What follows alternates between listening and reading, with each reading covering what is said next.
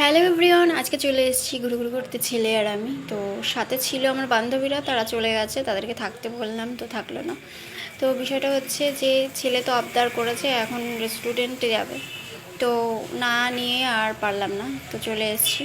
তো এটা হচ্ছে হাবড়া রূপকথা হলের অপোজিটে যেটা রয়েছে অবসর, তো অবসরে ঢুকেছি। তো সাথে রয়েছে মাটন বিরিয়ানি আর একটু থামস আপ নিয়েছিলাম।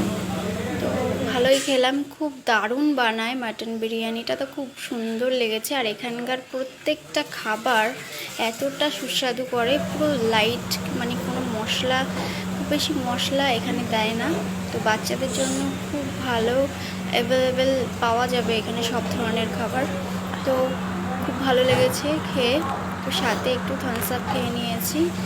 আর এখানকার পরিবেশ বা এখানকার ডেকোরেশন এত সুন্দর। তো বাড়ির দিকে যাচ্ছি, তো যেতে গিয়ে চশমার চোখ দিকে চোখ পড়ে গেছে, তো ছেলের জন্য একটা চশমা নিয়ে নিলাম। তো ওর আবদারেই নেওয়া, এখন চশমা পরতে হবে। তার সাথে একটা ঘড়ি নিয়েছি। তো বোনেদের জন্য একটু ক্লিপস, গার্ডার, এ সমস্ত নিয়ে বাড়ি ফিরবো।